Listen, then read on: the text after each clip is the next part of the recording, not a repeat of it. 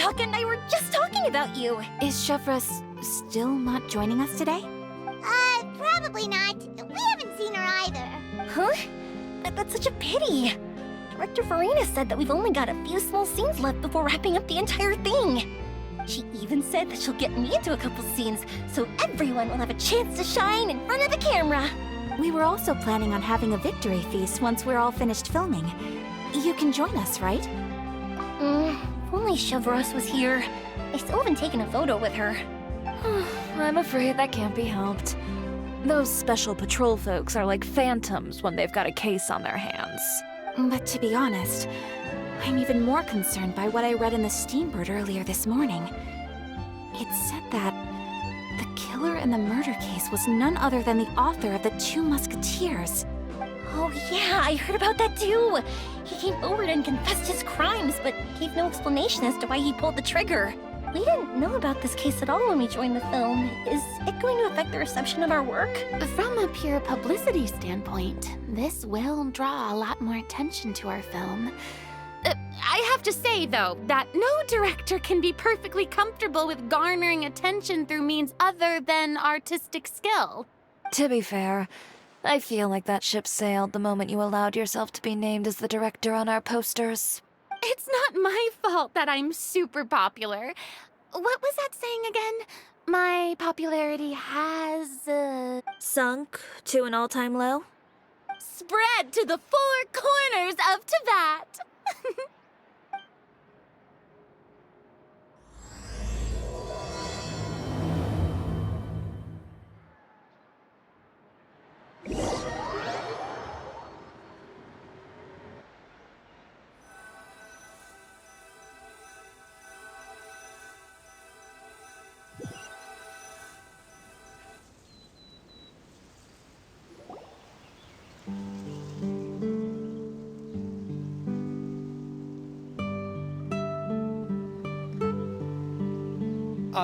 Excuse me, everyone. Xavier! Feels like it's been ages since we last saw you. I've been talking non-stop with the Film Association, and I'm absolutely swamped trying to coordinate the film's marketing. So forgive me for not being around more often, but please believe me when I say that I will make sure everyone's hard work gets the exposure it deserves. Oh, seems like you've been fighting your own battles. Yes, that's one way to put it. Oh, and before we begin the final round of filming, please allow me to finally introduce you to the original investor of our film, Mr. Morris. A pleasure to meet you all. Yes, glad to make your acquaintance, Mr. Morris. We've heard about the issues you've encountered with your financial situation, and genuinely hope that things have taken a turn for the better. Oh, well, the situation has indeed improved somewhat. Don't worry, Mr. Morris. Accidents and last-minute challenges happen all the time. There's no need to blame yourself over it. The good news is that we're almost done filming now. And I would even say that this is the best story I've ever seen. Is that so? I see, that's great news. All right, now that we've gotten all the pleasantries out of the way, let's get this show on the road.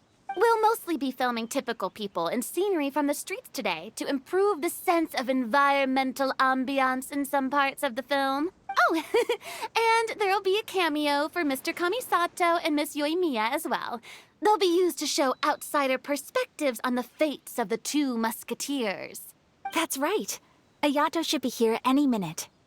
Excellent! Then let's start with the scenery shots. Camera and clapper loader, you're up. Yep, we'll be ready. Remember, all we need are some wide zoom shots of the streets. If you happen to find some particularly lovely patches of flowers and grass, feel free to grab some close-ups of those as well. Ready? Lights! Camera! Action! Okay, now move the camera slowly. Try to focus on that flower. What's wrong? Just adjust the focal length a bit. Something the matter? Huh? But wasn't it working fine for all the days before? Veronique, can we try a different camera? No problem. How about This one. All right, let's give it another try. Lights, camera, action! Don't tell me. This one is broken too. Veronique, do we have any other spare ones we can use? I'm afraid we only brought these two today. What? Then go find a workshop to get them repaired right away. Oh, and you too, Bono. Go find our spare camera in the warehouse and bring it back to the set. On it. Greetings, everyone. My apologies for the delay. Is something the matter, Ayaka? It seems like there are some issues with the filming equipment today. We're stuck for the moment. I see. Well, let's not just stand here twiddling our thumbs. Actors, to the makeup booth. We'll start on the next scene as soon as we get a working camera. The people at the workshop told me that the part which holds the lens in place seemed to have fallen off. That's super strange. It was perfectly fine just yesterday. Well, no time to dwell on that now. Let's get back to filming. Ahem! Quiet on set! Places, everyone! Lights! Camera! Action! By the way, have you heard about that recent murder case? Yes, I have. It seems that they've caused quite the commotion in the city. I heard that the chief of the guards is so mad about not catching the culprit that he's about to explode. Oh? I find that quite hard to imagine, considering how he already looks most days. Director, we have a problem. Oh, we're in the middle of a take! Couldn't you wait until we wrapped up this scene? No, Director, our film, all the finalized film that we've been keeping in the case has disappeared. Oh, wait, what did you say? Mr. Bono, please take me to where the film was kept right away. I'm coming too. No, Yoimiya, you have to stay here. Oh.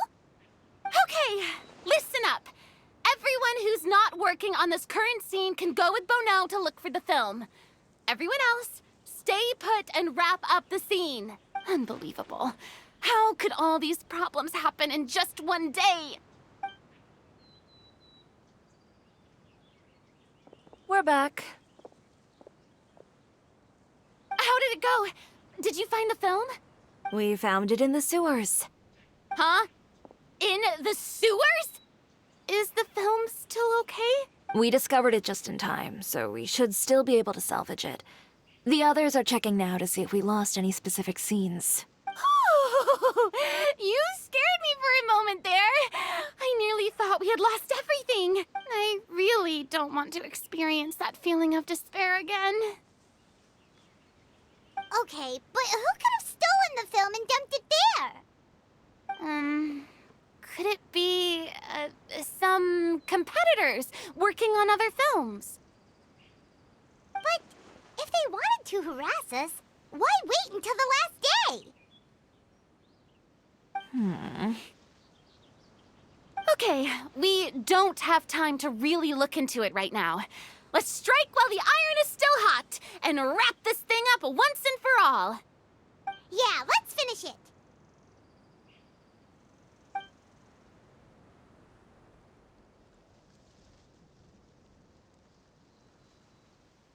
I would like to officially announce that our entry to the festival, The Two Musketeers, has now concluded filming!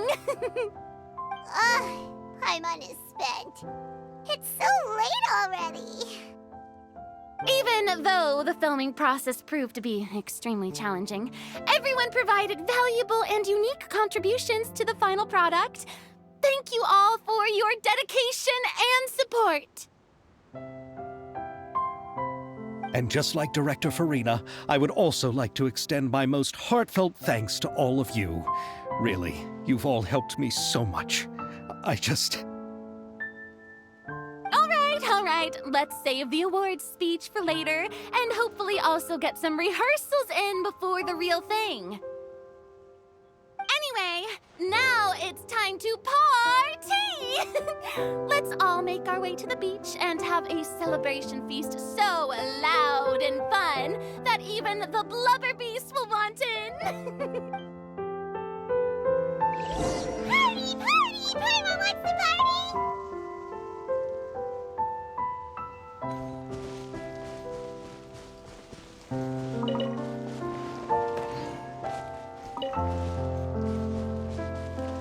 La la la. Whoa, this place is hopping. Everyone's finally getting to relax after wrapping up the film. Hey, Ayato! How's your work been going? Everything went rather smoothly. Thank you for your concern.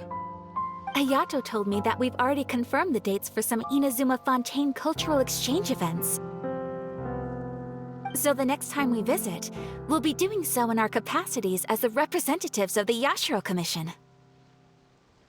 Oh, that's great! Then maybe Paimon will be able to find Fontaine detective novels in Inazuma from now on. Oh, wait. Wouldn't Yae Miko get upset if that happens? That would be stealing some of her business. You've got a point.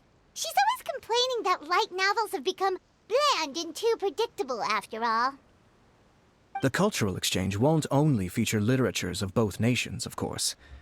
We have also made plans for cross-cultural engagements in the fields of gourmet cuisine, toy making, and artisan craftsmanship. Whoa! Paimon's getting super excited now! When the time comes, be sure to visit and participate in all the events.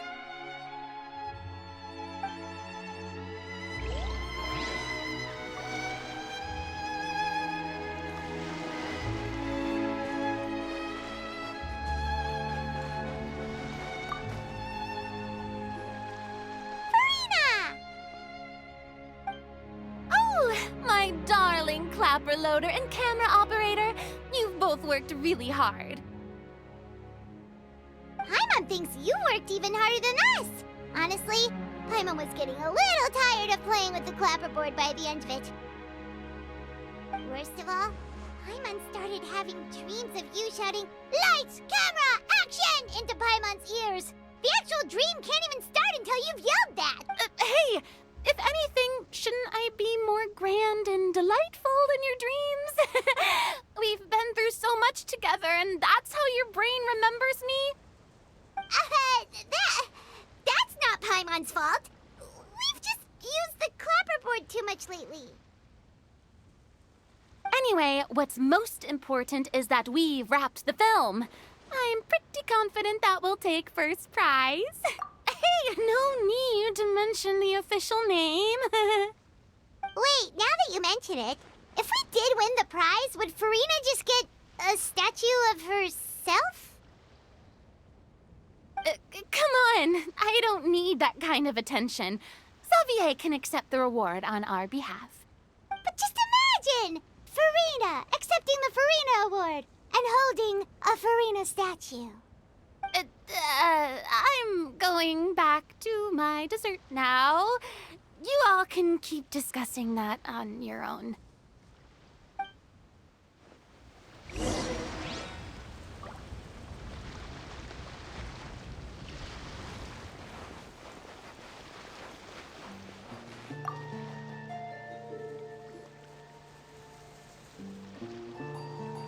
Chiori!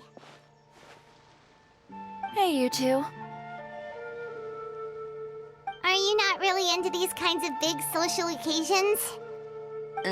Not particularly. But this is still better than Fontaine Fashion Week. But if this film becomes a big hit, people will definitely come flocking to your shop. Yes, that's highly likely. As long as the film can premiere as planned. Are you still worried about the case? That and all the obstacles we had to face today. You're right. It's as if all our bad luck just manifested at once. But why today of all days?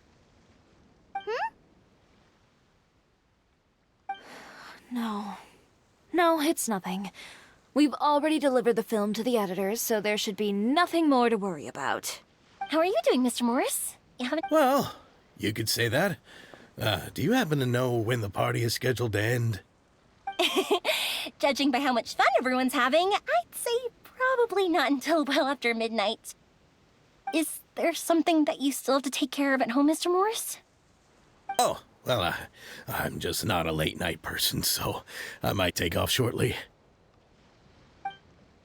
Oh no! Silly me. I almost forgot something super important. Oh, what is it?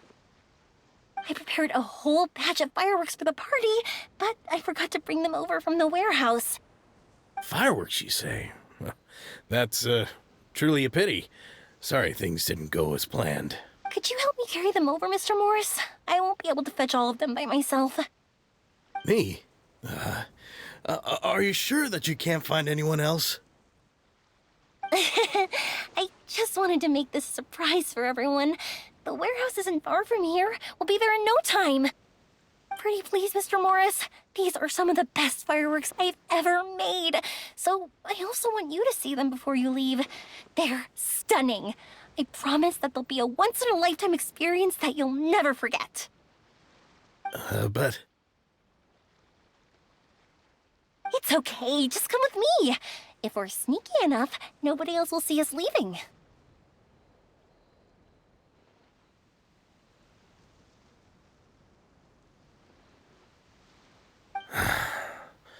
All right. The warehouse is right over here. I moved the fireworks there in advance, so it shouldn't be too much work bringing them back. It's still a ways away from the party. Sorry about that, Mr. Morris. It's probably because I'm used to carrying fireworks all the time, so it doesn't feel like a lot of work to me.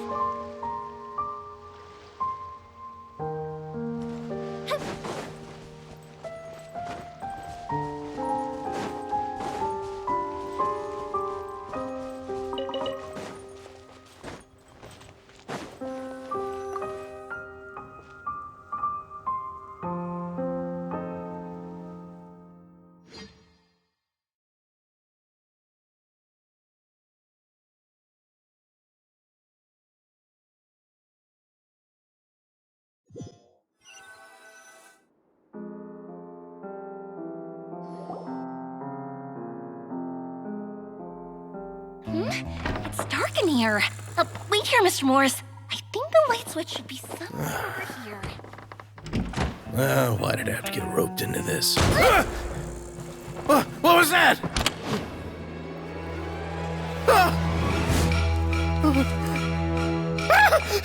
Who's there? Get me out! Get me out of here! Did you really think you'd get away, Morris?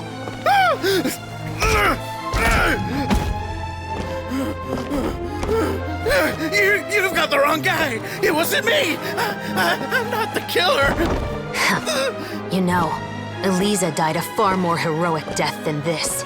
She fought your assassin to the end, to save the children she had hidden beneath the floorboards.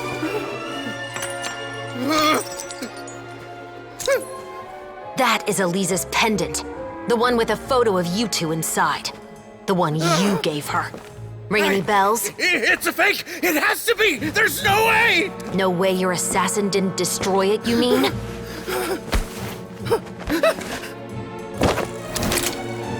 Did you ever love her, Morris? Or was killing her always the plan? No, please. Listen to me. I told Eliza to keep us a secret. I paid her plenty for her silence. I never thought she'd keep the child. Everything was gonna come out, and I had no choice. She forced my hand. No! I'm begging you. I have money. Just name your price, please. You can keep your Mora, and you can go to hell.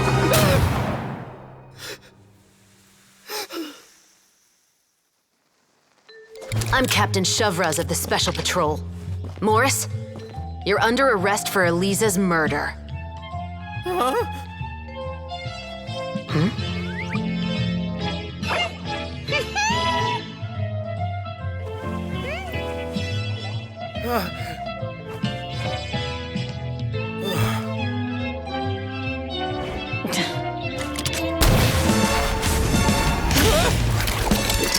You're under arrest too. prop manager Veronique. Or perhaps I should call you the second Musketeer.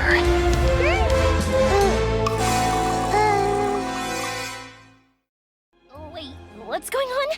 This wasn't in the script. Drop the gun, Veronique. Why? Why would you keep me from exacting revenge on this heartless monster? Drop your weapon. This is my final warning.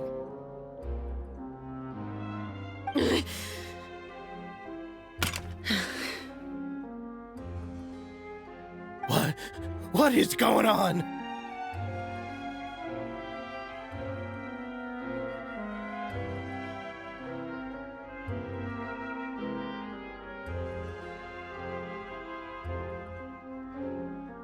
Do I have to spell it out for you, Morris? Everything that took place just now was staged to get you to confess the truth. But this last part is all improv, of course.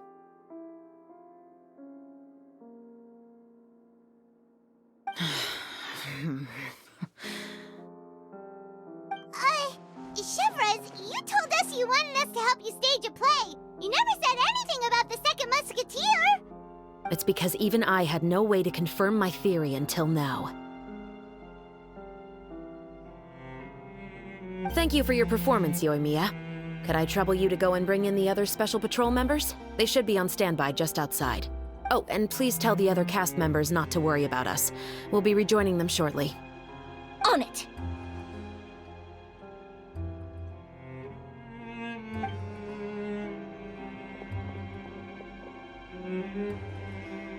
So what do you think, Morris? Care to talk about what happened 20 years ago? My patience is limited, you know. Don't force me to take you back to the interrogation room. I'd wager that you wouldn't last for more than a minute in there. With the recording we made, you have no chance of winning in court. Cooperating with us now is the most practical move. All right. I'll talk. I hired an assassin to murder Elisa. She once worked as a maid on my family's estate. She was very beautiful, and after some time I fell for her. We kept our relationship a secret and carried out an affair for some time, but it wasn't long before she became pregnant. And if my parents ever found out, they would have stripped me of my inheritance and status, driven me out of my home. I also didn't expect Elisa to insist on bringing the pregnancy to term. She even asked me to leave my family and travel far, far away with her. She believed that you were truly in love with her. I didn't have a choice.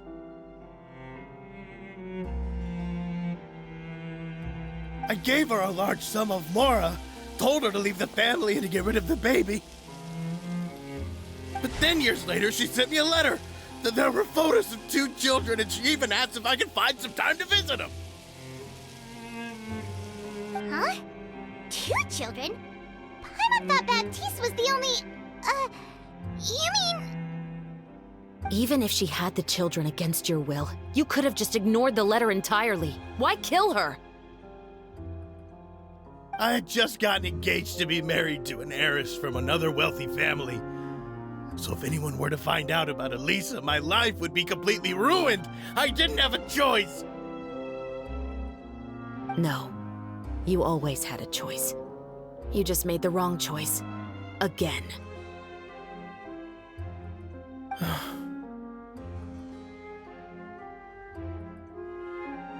Do you know how it feels to watch your mother be killed right in front of you?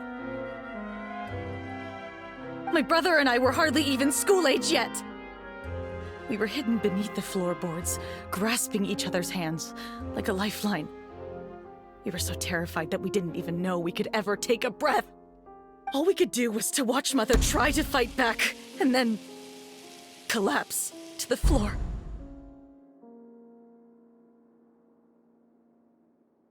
Even after the assassin left, we were still too terrified to leave our hiding spot. We thought that he might come back It was only until the next evening when we finally climbed out and gathered around our mother. But she had already become cold and stiff to the touch. You made up your mind right then and there to bring this case to light. Not only that, we resolved to get our revenge. And that's why you became the Musketeers. No, that's why I became a musketeer. The man from before was also killed by me. My brother had nothing to do with it. I figured as much. You did? I once told these two that he didn't look like a killer to me. His confession from that night also rubbed me the wrong way. I think what really tipped me off was, how could I not feel a sense of regret in him? Huh? He confessed faster than any criminal I've ever met, but he didn't say a single word about you. He insisted that he was the sole perpetrator in the case. But after the questioning ended, I disassembled the musket we dug up from his backyard, put it in front of him, and told him to reassemble it. Wanna guess how far he got? He had no idea where to even start. He's never touched a gun in his life. Based on that, I determined that he was not acting alone. He only surrendered himself to draw our attention and create a moment of opportunity for his partner. So, I decided to play along. And as expected, the second musketeer followed us without hesitation once she saw Morris get separated from the rest of the cast. Besides, why else would he call the novel The Two Musketeers? But how did you know it was Veronique? I figured it out the moment Baptiste told me his father's name. That so-called financial crisis was all just a ruse. He just wanted to sign up as the investor and then leave the film without any source of funding. After all, he has a vested interest in minimizing the reach of this story. It's really just the same thing as what he did to Eliza all those years ago. Human scum. But then Xavier pulled out all the stops and got the film made against all odds. Morris couldn't have that. With the killer in custody, he figured it was safe to act. And so he came to visit the set today, just as I expected. Wait, so you were behind all those mishaps today?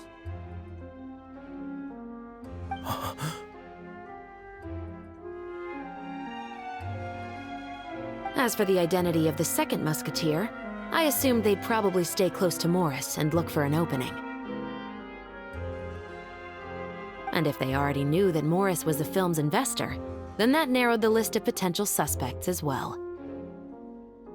Furthermore, being the props manager would allow the culprit to avoid scrutiny by purchasing mechanical parts in the name of the crew.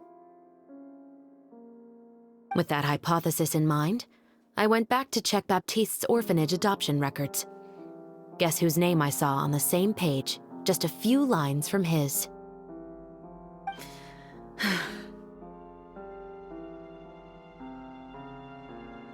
My brother. He trusted you.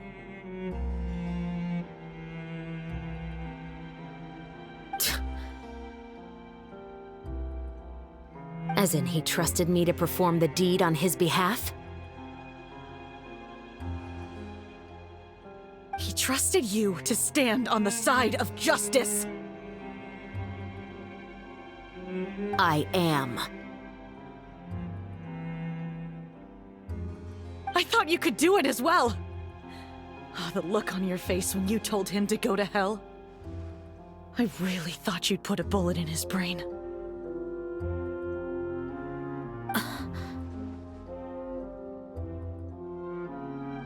You know what he has done.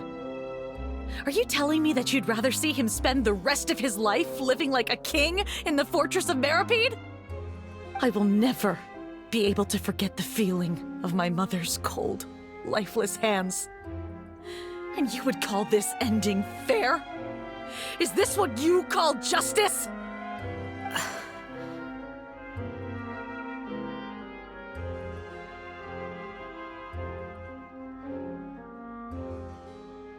I won't lie, Veronique. I did hesitate when your brother first told me about the truth. I wondered. I agonized over whether I should really put a bullet in his head. So why don't you?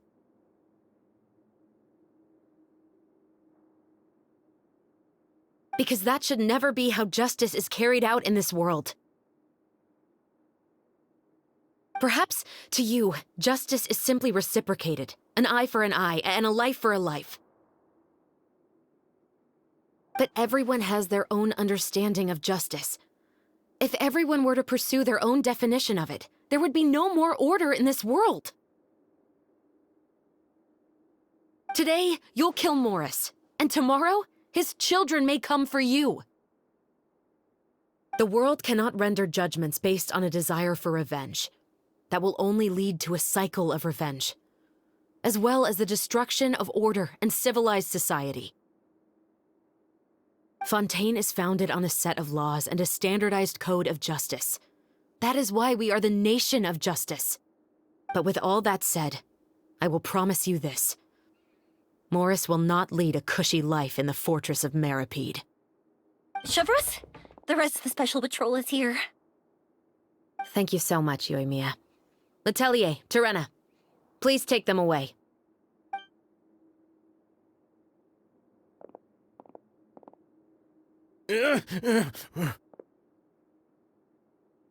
I still can't agree with your reasoning.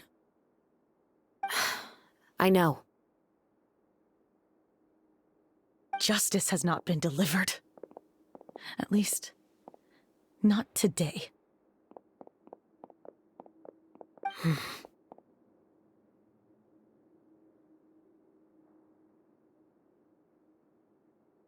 Chevreuse.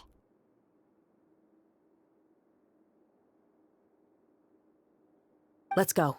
We should give an explanation to the crew. Thank you for your concern. I'm fine.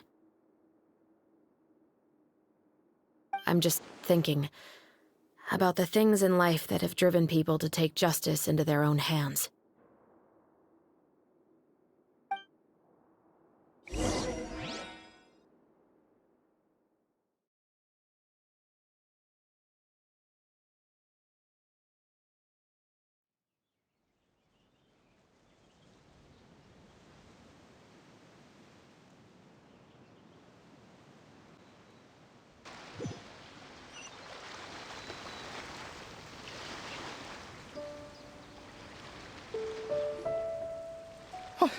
Who would have thought Morris would turn out to be... I'm at a loss of words. How could he have done something like this? I'm just glad that you're all safe and sound.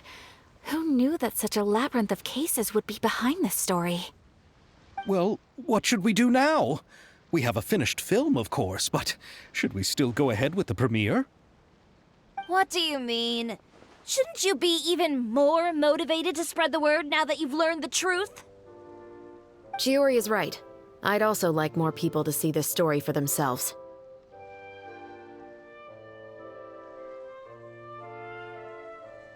But the real ending of the story seems to have deviated somewhat from the one in the script. Is that still acceptable to you, Miss Chevreuse?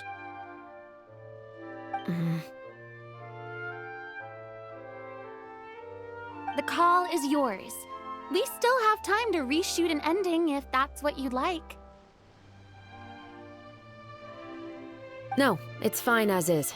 I like what we have for the catharsis. Romanticism is what gives works of art their appeal. Fiction is able to explore means of restitution that could never work in real life. Just like the real world, the world of stories also has its own set of rules and justice. These different possibilities are what initially drew me to reading in the first place.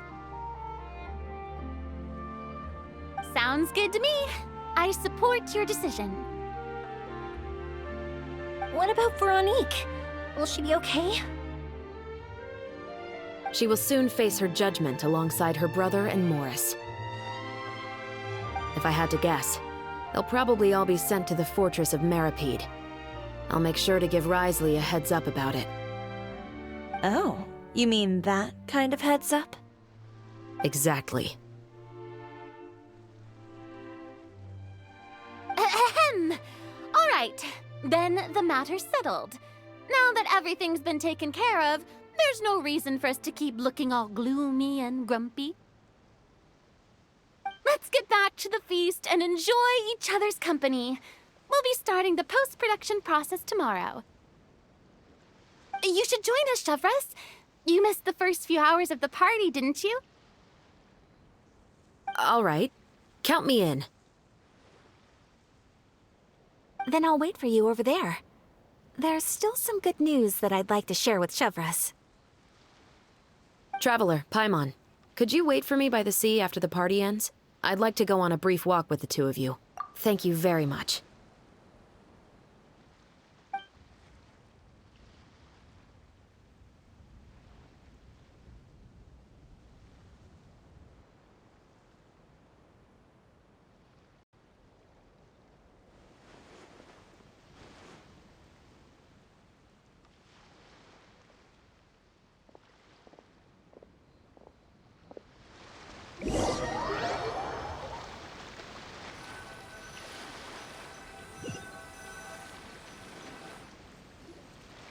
Sorry for the wait. Oh, we weren't waiting long at all. Is there something else you wanted to tell us? No, I don't have anything new to share. I just felt that since you were my investigation partners, I should have another conversation with the two of you.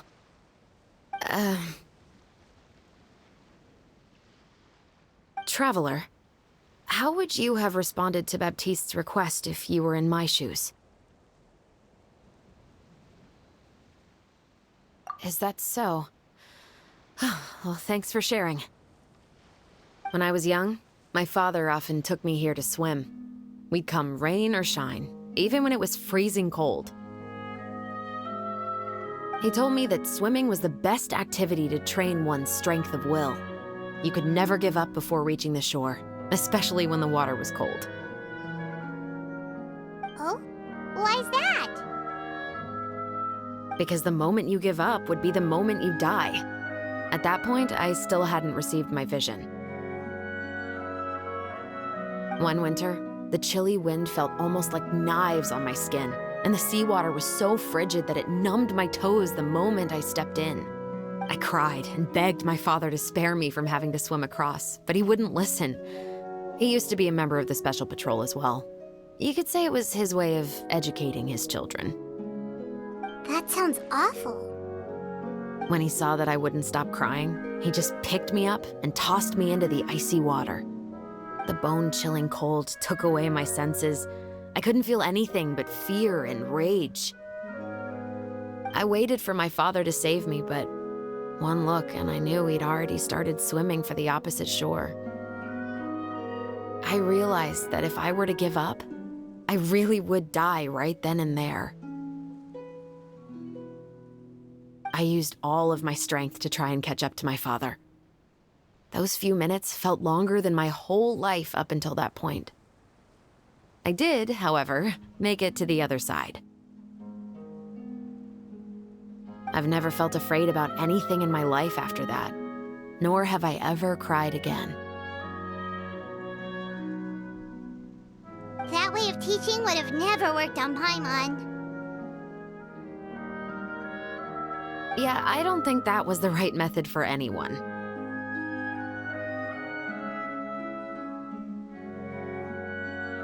It's just that, working now as I am in the pursuit of justice, I still sometimes feel like I've been tossed into that winter sea all over again. The anger and the helplessness.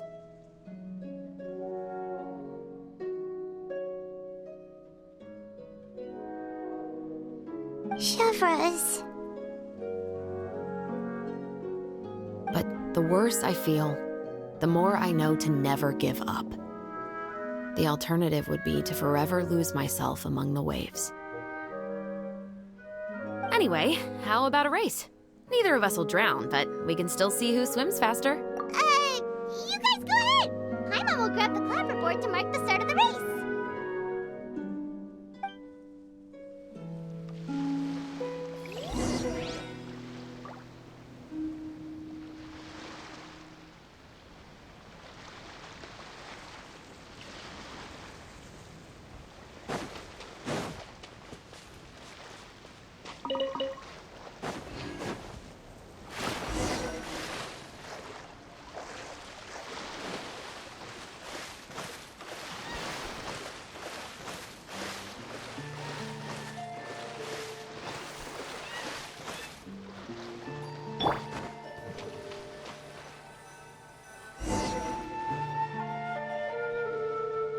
Oh, that felt good.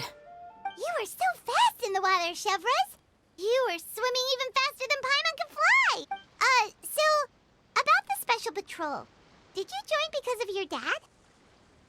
Partly, but I'd say I was more inspired by the heroes I read about in stories growing up. Oh, so it's due to your love of stories. Of course, it was only after I joined the Special Patrol that I learned that truth is often stranger than fiction. Come on, let's walk a bit more.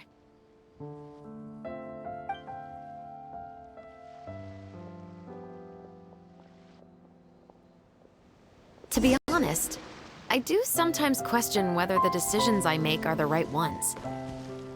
But I know that no matter what, I must keep swimming. Because the only thing I've got my eyes on is the shore in the distance.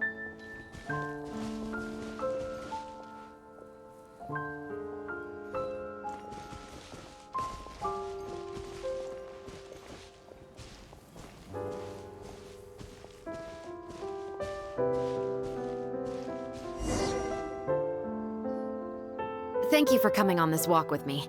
I feel a lot better after getting all that off my chest. Huh. We're nearly back at Baptiste's house. Huh, you're right. I didn't realize we were so close. He really did plant a lot of flowers. It's just like how he described it in the story. Huh? Wait. Paimon, Traveler, look! The rainbow roses in the garden. They're in full bloom now.